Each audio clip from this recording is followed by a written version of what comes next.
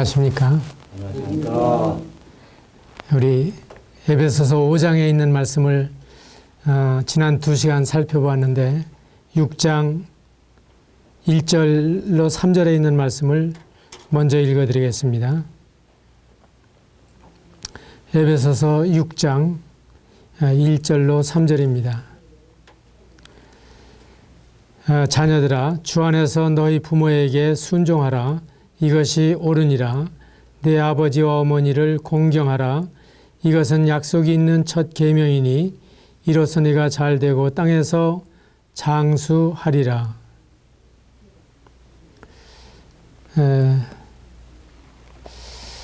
요즘 자녀 교육에 대해서는 많이 이야기를 하는데 이 부모에게 순종하고 부모를 공경하라고 하는 가르침은 많이 들을 수가 없는 것 같습니다. 그러나 성경은 성경 전체의 흐름 속에서 부모를 공경함으로 말미암아 거슬러 올라가서 인류의 최초의 조상이 되시는 아담의 창조자이신 하나님까지 멀리 바라보고 경외할 수 있도록, 그래서 보이는 부모를 순종하는 것이, 그리고 보이는 부모를 공경하는 것이 하나님을 공경한다고 하는 자들에게 마땅하다고 말씀해 주시는 것입니다. 그렇다면은 여기에서 말씀하고 있는 순종, 이 순종이라고 하는 말씀은 부부간의 복종이라고 하는 말씀과 조금 다릅니다. 이것은 귀 기울여서 잘 듣고, 그리고 그러한가 해서 이 깨달은 마음으로 그 뜻을 따르는 이러한 자세를 가리키고 있는 것입니다. 부부는 어여시 성장한 사람으로서 만나게 되지만 자녀들은 어릴 때부터 이 부모가 순종하도록 가르쳐야 하는 것이기 때문에 그러한 점에 있어서 이 다른 낱말을 사용하시고 있다 하는 분별을 갖게 됩니다. 주님께서는 순종하라고만 말씀하실 뿐만 아니라 공경하라고 말씀하십니다. 그러면 순종과 공경의 차이는 무엇입니까? 바로 결혼하기 전까지, 경제적으로 독립하기 전까지 그 부모의 지도를 받는 시절에는 순종을 말씀하시는 것이고, 이제 그들이 일가를 이루게 되고 독립을 하게 되고 그때에는 부모를 공경해야 된다고 하는 의미에서 공경할 것을 말씀해 주시는 것입니다. 요즘의 추세는 자녀들이 부모에 대해서 책임지려고 하는 경향이 점점 희박해져 가고 사회에 그 책임을 미루고 있는데, 이것은 바람직한 일이 아닙니다. 만일에 어떤 시설에서 의식주의 문제가 다 해결이 된다고 하더라도 정말 인간관계에서 오는 그 따스함, 그리고 거기에서 정말 해결될 수 있는 외로움, 이러한 것이 이 시설에서 잘 해결되지 못하는 것입니다. 그렇기 때문에 주님께서는 부모를 순종할 것을 1차적으로 말씀하시고 부모를 공경하라고 두 번째로 말씀해 주시고 있는 것입니다.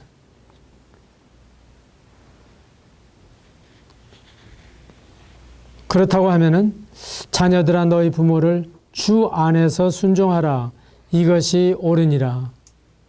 주 안에서 순종하라고 하신 말씀은 무엇입니까? 부부관계에 대해서 말씀하실 때에는 주께 하듯이 복종할 것을 말씀하시고, 그리고 주께서 사랑하신 것처럼 아내 사랑할 것을 말씀하셨는데 여기에서는 주 안에서라고 말씀하십니다. 그런가 하면 골로새서 3장 20절에는 자녀들아 모든 일에 부모에게 순종하라. 이는 주 안에서 기쁘게 하는 것이라고 말씀하시고 있습니다. 주 안에서라고 하는 말씀 가운데에서는 바로 이미 말씀드린 것처럼 권위 중에 권위는 하나님이십니다. 그래서 그 하나님의 권위를 침해하지 않는 한, 이를테면 부모가 우상 숭배하라고 요구를 한다든지, 그리고 부모가 십계명에 걸림이 되는 그러한 일을 강요한다든지, 그렇게 될 때 이 자녀는 거절할 수밖에 없고 징계를 받으면서 그 하나님을 순종할 수밖에 없는 이러한 경우도 있다고 말씀해 주시는 것입니다. 이렇게 하게 될 때 이것이 주님을 기쁘게 하는 일이다. 그리고 주 안에서 하나님이 귀히 여기신다. 그리고 이것이 성도로서 당연한 일이요. 그리고 이렇게 하게 될 때에 약속 있는 첫 계명으로서 질적으로 잘 되고 풍요로워지고 영적으로 장수한다 하는 말씀을 주시고 있는 것입니다.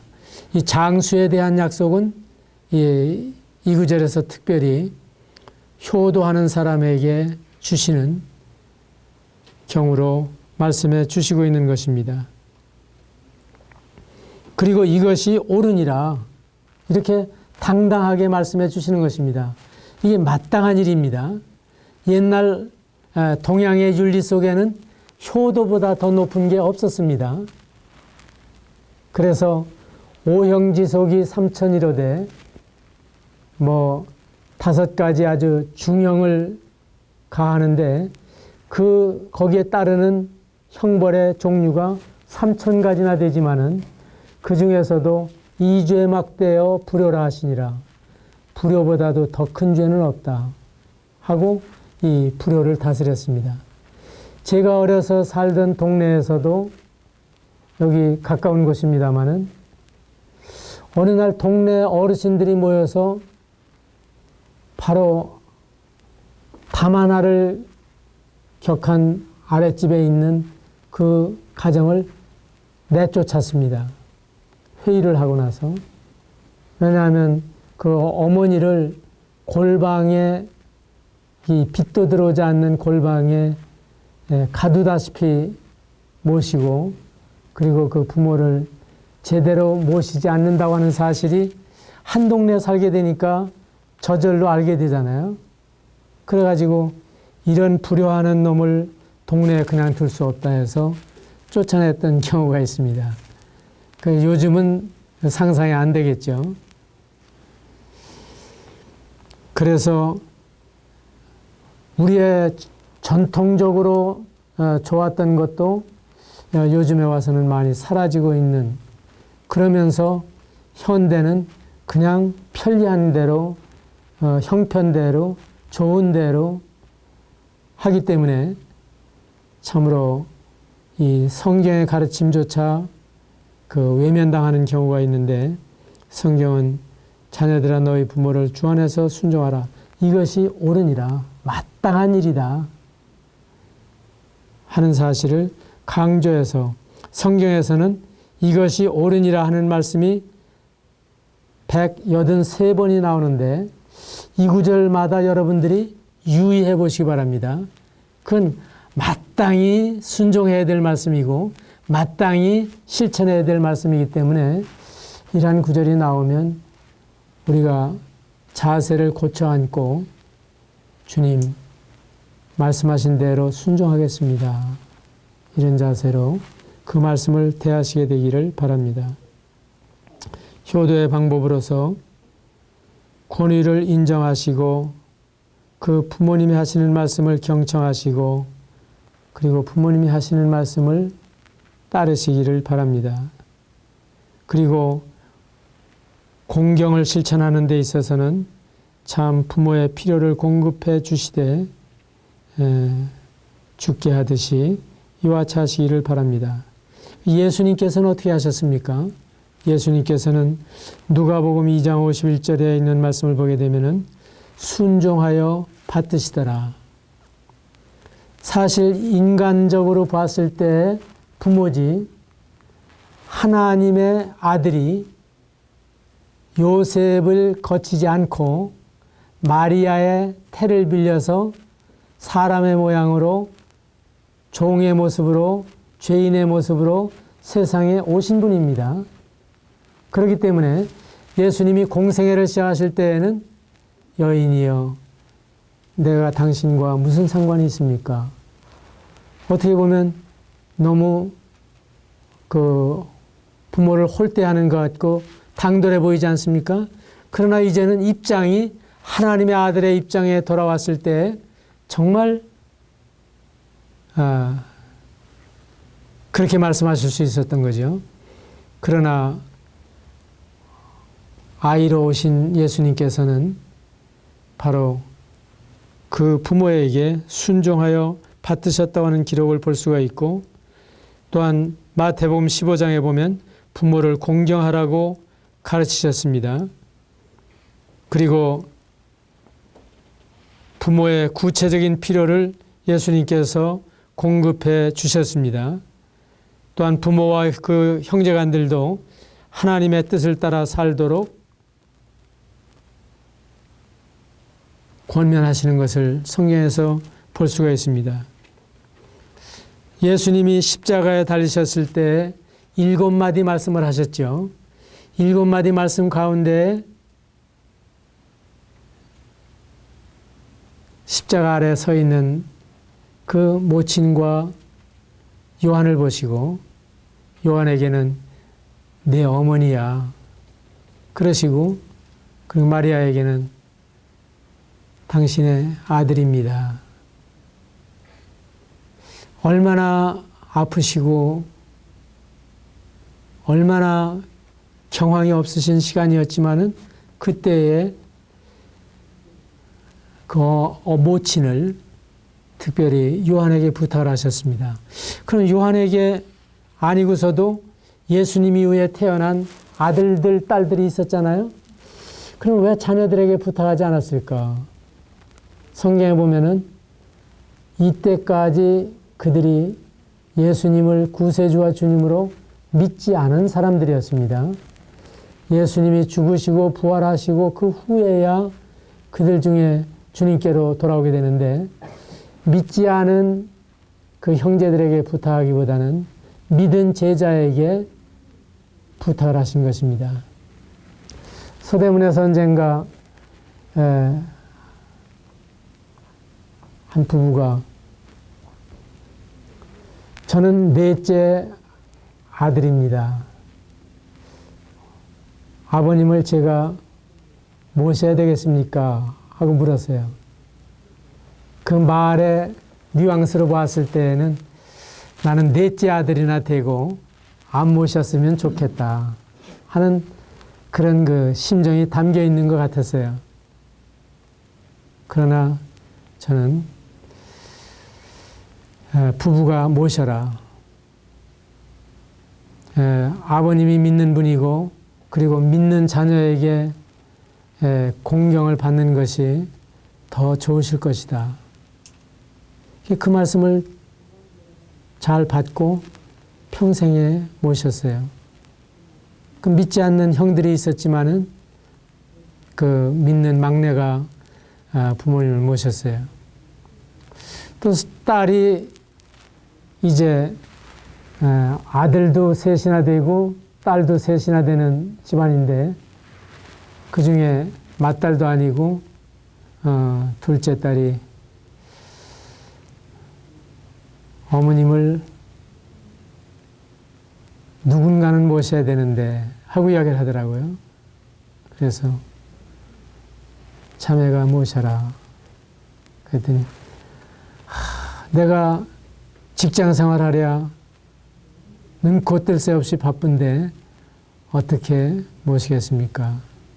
그런데 정말 이 부모를 공경하는 자에게는 주님께서 내가 잘 되고 땅에서 장수하리라고 하는 약속 있는 첫 계명이다. 부모를 모셔라. 그래서 돌아가실 때까지 그 어머님을 모셨는데 이걸 통해서 그 흩어져 있던 동기관들이 이 동생 앞에는 고개를 들지 못하는 거예요. 너무 고맙고 미안하고, 그리고 자기들이 못하는 일을 그렇게 해주니까 그러면서 그 마음이 부드러워지는 것을 보았습니다. 우리가 때때로 누가 부모를 공경해야 되고 섬겨야 되느냐 하는 문제는 그리스도인으로서는 자청할 수 있는 그런 자세가 더 좋다, 그런 생각을 갖게 됩니다. 그래서 우리가 순종하려고 할 때에는 부모가 인격적으로 훌륭하다든가 부모가 뭔가 잘나서 순종하는 것이 아니라 부모의 그 위치, 하나님이 주신 위치, 바로 권위로 주신 위치이기 때문에 순종하는 것이고, 그리고 하나님이 이 권위들을 통해서 우리를 그 성숙시켜 나가시기 때문에, 그리고 권위들의 명령이나 근본적인 이 동기를 하나님께서 인정하시기 때문에 우리는 이 순종해야 한다고 말씀해 주십니다.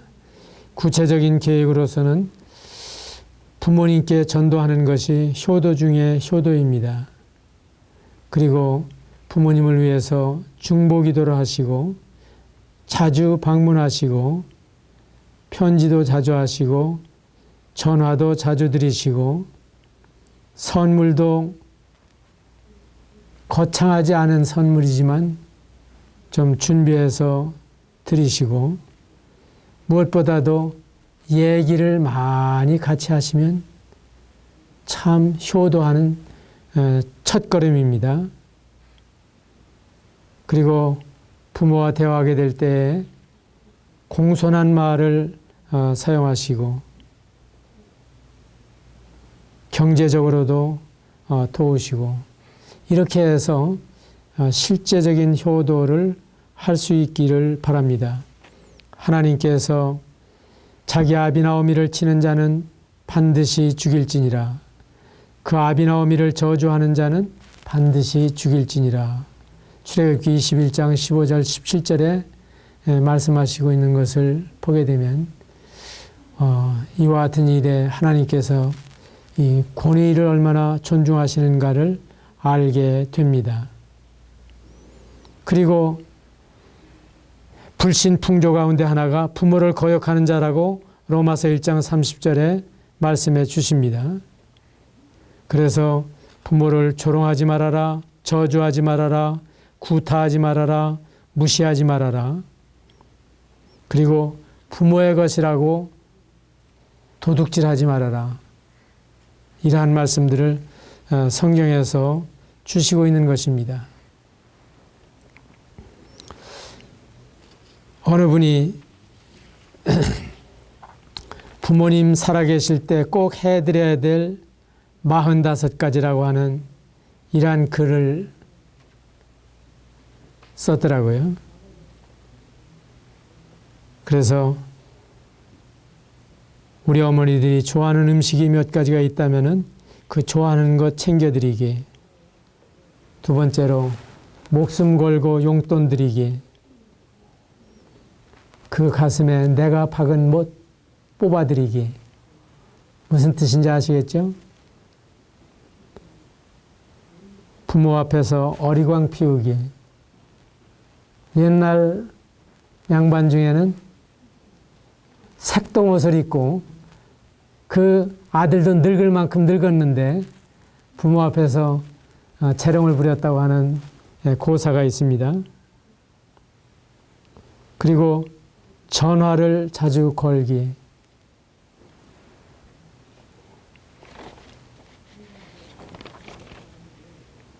등등을 이야기했습니다.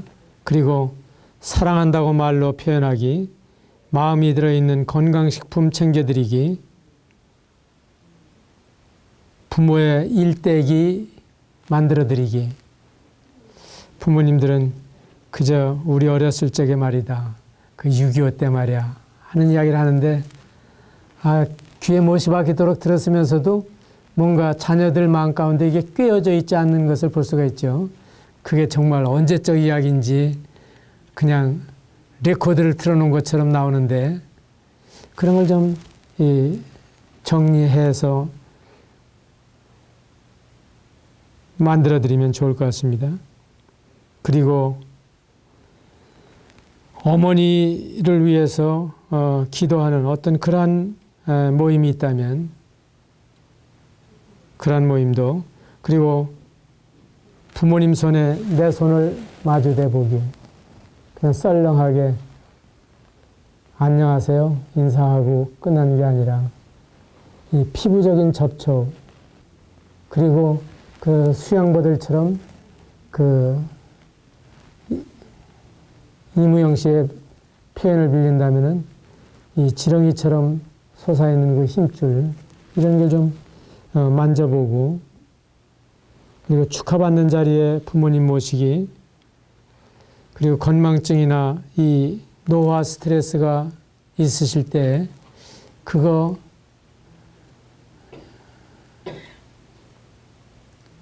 비웃거나 탓하지 마시고 그런 것을 잘 감싸주면서, 그리고 체온을 부모에게 전달해 주시고 생신을 챙겨드리고, 나중에 하는 것이 아니라 지금, 그리고 부모님과 엉터리 춤이라도 좀 같이 추시고,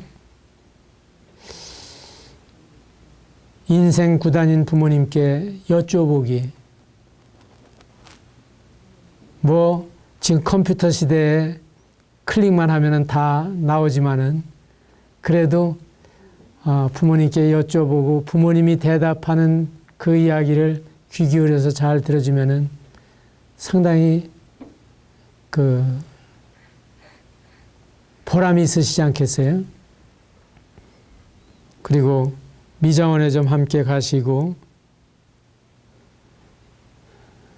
또한 사업이나 이런 데 대해서 물으시면은 무조건 잘 된다고 말씀을 드리시고, 그리고 부모님이 평소에 뭔가 하고 싶었던 그런 일이 있었다면은 그 소원, 그 꿈, 그 뭔지 모르지만은 그 이루어 드리고자 하는 그러한 마음으로 그 부모님의 마음을 읽어보시면 좋을 것 같습니다.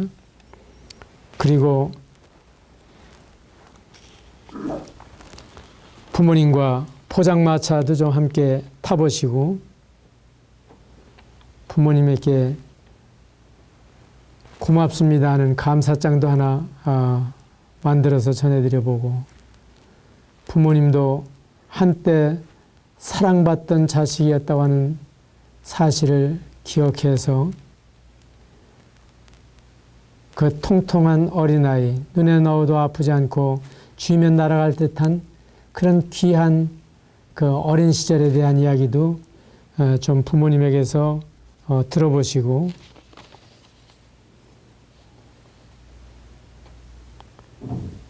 그리고 부모님의 어떤 좋은 점이 있다고 하면은 그런 것에 대해서 그 계승해 나가고자 하는 마음가짐, 어릴 적에 부모님은 어떠한 꿈을 가지고 계셨나, 그런 이야기도 좀 들어보시고, 부모님의 젊은 시절 사진을 좀 액자로 만들어서 나도 저런 때가 있었지 하는 걸 바라볼 수 있게 만들어드리고, 때때로는 착한 거짓말을 하시기 바랍니다. 걱정 마세요 하고 좀 안심시켜드리는 이야기,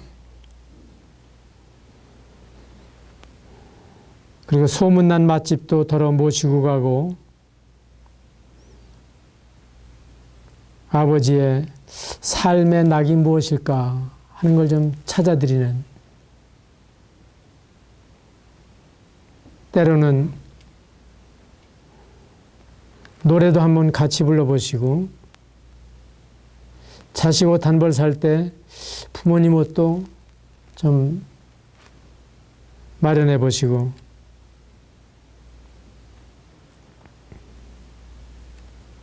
이런저런 것들을 크지 않게, 그러나 우리가 생각할 때에는 다산 노인들이 있는 옷도 다 못 입고 가실 판인데 옷을 또 하나 하는 생각도 드는데, 근데 이상하게 나이가 들수록 곱게 입고 싶은 생각이 들더라고요. 그것이 가까워올수록 느끼는 감정이 아닌가 하는 생각이 드는데, 이러한 데에서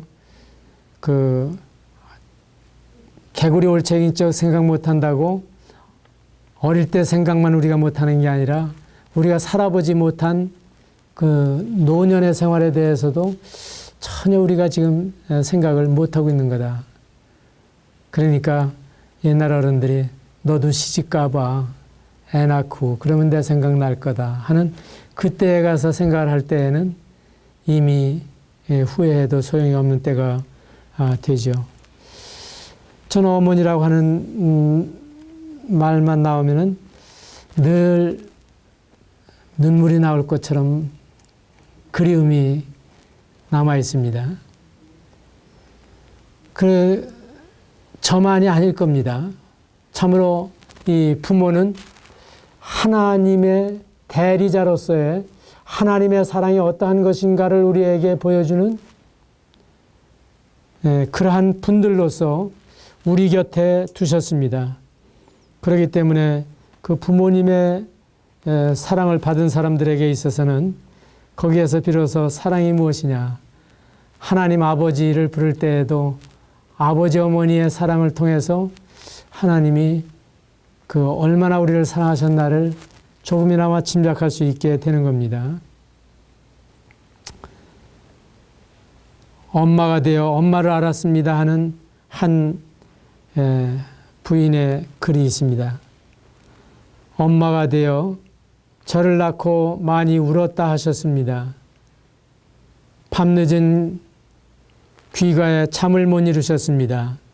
여행 갈 때면 조심하라는 말을 10번도 더 하셨습니다. 결혼식 내내 남몰래 눈물을 훔치셨습니다. 시집살이 하소연에 당신이 죄인이라 하셨습니다. 제가 아이를 낳고 가장 크게 웃어주셨습니다. 어머니의 환한 얼굴을 보며 눈물이 났습니다. 엄마가 된 오늘 엄마를 알겠습니다. 당신이 아파서 저를 낳았고 당신이 주어서 제가 가졌습니다. 아이가 저를 바라보는 것처럼 저도 엄마를 기쁘게 보겠습니다. 어머니, 당신의 인생을 응원합니다. 그래서 어버이 살아신 제 섬길 일난 다해라. 돌아간 후면 애달다 어이하리. 평생에 고쳐 못할 일 이뿐인가 하노라. 어떻게 해서 참으로 옛사람들은 그 부모님에 대한 그런 간절한 심정을 표현했습니다. 우리들도 성경이 가르치는 만큼은 우리의 부모를 섬기고자 하는 자세, 어머님이 지금 살아계시면은 115세가 되십니다만은 73세에 세상을 떠나셨는데 그 후로 계속 마음에 걸리는 것이 최선의 치료를 했으면 조금은 더 사시지 않았을까 하는 그런 마음이 제 마음 가운데 있습니다. 그 사무곡이라고 하는 고려 때 악장 가사에 보게 되면은 호미도 날이 옵니다마는 나처럼 들리는 없어라. 아버님도 어버이 옵니다마는 어머님처럼 사랑하실 리 없어라. 아 이미시여 어머님처럼 사랑하실 리 없어라. 그래서 부모 가운데에서도 아버지로서 어떤 그 지성을 특별히 잘 훈련을 받는다고 하면 어머니에게서는 이 감성을 특별히 경험하게 되는가 하는 생각을 갖습니다. 그래서 이 부모님을 통해서 우리가 물려받은 것을 잘 갈고 닦고 그리고 살아계신 동안에 우리가 할 수 있는 일을 최선으로 섬길 수 있으면 좋겠습니다. 제 친구 중에 방학이 끝나고 학교에 왔는데 여기에 리본을 하나 달고 왔더라고요. 그러니까 방학 동안에 그 아버지가 돌아가신 거예요. 그러고서 이제 칠판으로 가더니 나무가 고요히 있고자 하나 바람이 그치지 아니하고 자식이 부모를 봉양하고자 하나 기다려주지 않는다. 수욕정이 풍부지하고 자욕양이 친불대라 하는 그 고사를 들어서 그 자기의 심정을 표현하던 그런 기억이 납니다. 성경뿐만 아니라 공자의 가르침 가운데에도 그렇게 효를 강조했습니다. 저는 여주 신륵사 아시죠? 거기에 갔다가 그 입구에 부모 은증경이라고 하는 내용이 고스란히 담겨 있는 것을 보았습니다. 부모가 임신해서 출산해서 양육하는 동안에 얼마나 애지중지 길러주셨는가 하는 사실을 감사하는 그런 은혜에 대한 참 고마움을 나타내는 글인데 이런 걸 보면은 동서양이 차별이 없고 모든 종교에 차별이 없다고 하는 생각을 갖게 됩니다. 어디에 가나 우리나라에는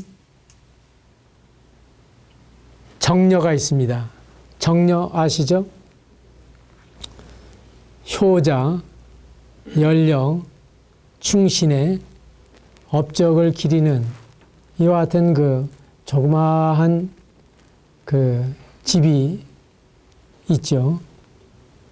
그래서 한국의 그 삼강오륜을 기초로 해서 가정이나 사회나 국가의 윤리를 확립하고자 했던 그 시대에 있어서는 이 세 가지 충신과 연려와 효자를 아주 높이고 그렇게 함으로써 모든 사람들이 본받고 그리고 그렇게 살아가도록 격려했던 것을 볼 수가 있습니다. 짐승 가운데에도 가마귀라고 하면 가장 못난 짐승으로 생각을 하죠. 새까만 데다가 특별히 한국에서는 그 가치가 울면 반가운 손님이 오실 것이다. 편지가 올 수 있고 기대가 되는데 까마귀가 까까하고 울면은 이건 부고가 오지 않을까 하는 불길한 기대를 갖는 것이 그리고 그 까마귀가 사실 그런지 아닌지 몰라도 뭐 건망증이 심하다고 그러죠. 그래가지고 잘 잊어버리면은 너 까마귀 고기 먹었냐? 그런 이야기를 하는데 근데 이상하게도 이 까마귀가 새끼로 태어났을 때 어미애가 물어다 주는 그 음식으로 이제 살다가 자기가 이제 활동을 하게 되고 어미가 늙게 되면은 어미에게 그 먹이를 물어다 준다고 합니다. 이게 반포지효라고 그러는데 그 흉악한 짐승이 반포지효를 한다고 할 것 같으면은 옛 사람들은 부모에게 불효하는 사람을 가리켜서 이건 가마귀만도 못하지 않느냐고 그 책망했던 사실을 볼 수가 있습니다. 그래서 옛날에는 어떠한 그 인격의 기준으로 볼 때 효를 아주 중시했습니다.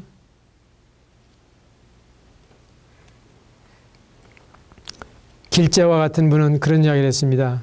훗날 어머니를 위해 이런 일을 하고 싶어도 그때는 할 수 없는 날이 올 것이기 때문에 바로 살아계신 동안에 내가 할 수 있는 최선을 다하고 싶다. 그래서 그 옛 어른들이 이렇게 살아갔던 모습을 우리가 보면서 우리도 참 부모에게 효도하는 것이 마땅하다. 이것이 옳으니라 하는 성경 말씀과 함께 우리가 살아가야 할 자세를 배우게 되는 것입니다. 제 15대 종조 할아버지입니다. 직계는 아니고 15대 종조 할아버지가 임진왜란 때에 군수를 역임했던 그 아버지를 모시고 피난을 하는 동안에 외적을 만났습니다. 외병을 만났는데 이 81세가 되신 노부가 적장을 아주 준열하게 꾸짖었습니다. 그러니까 이 사람들이 그냥 둘 리가 없잖아요. 죽이겠다 그러니까 아들이 끌어안고 놓치라는 거예요. 놓치라니까 끌어안고 있는 팔을 그대로 치고 그리고 그 자식과 아버지를 함께 난도질을 했는데 그렇게 한 뒤에 그 한 100년쯤 지나서 바로 충효의 정렬비를 그 피난을 하던 보훈 회인에다가 세워주었습니다. 이문이라고 하는 사람은 아버지가 두충을 앓고 있는데 그것을 입으로 빨았습니다. 또 17세 한 소녀가 아버지가 억울하게 그 옥에 갇혀 있는 사실을 알게 됐을 때 3년 동안이나 서울에 와가지고 신문고를 기어이 두드렸습니다. 그리고 나서 그 아버지를 구출한 그러한 그 효녀의 이야기도 전해옵니다. 그리고 경남 산청에 가게 되면 그 문익점에 그 목화 재배했던 지역인데 여기에 외병이 쳐들어왔는데도 그대로 그 피난하지 않고 이 부모님을 끝까지 모셨습니다. 온 동네가 텅텅 비었지만은 그러나 부모님 때문에 피난하지 않고 끝까지 모셨다고 하는 이러한 기록을 볼 수가 있습니다. 아무튼 부모님이 원하시는 것은 무엇이든지 해드리고 싶은 그러한 심정으로 이 자녀들이 부모를 섬겼던 아름다운 일화가 많이 있습니다. 오늘날 이 효에 대한 가르침이 많이 무뎌져 있는 때에 그리스도인은 성령의 가르침대로 부모에게 순종하라, 내 부모를 공경하라, 이 옳다고 말씀하시고 마땅히 그렇게 해야 된다고 말씀하신 이 교훈에 우리가 충실하고 우리의 자녀들에게도 나의하라고 하는 말씀이 아니라 바로 이것이 복받는 길이라고 하는 사실을 잘 가르쳐 주시기를 바랍니다. 감사합니다.